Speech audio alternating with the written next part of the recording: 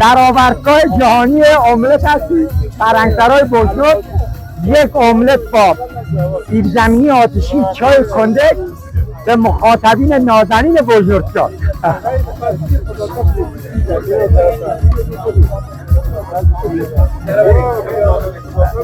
جشنواره املت و چای آتشیه.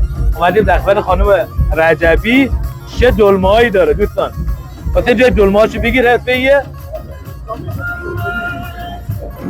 چه دلمه‌هایی داره.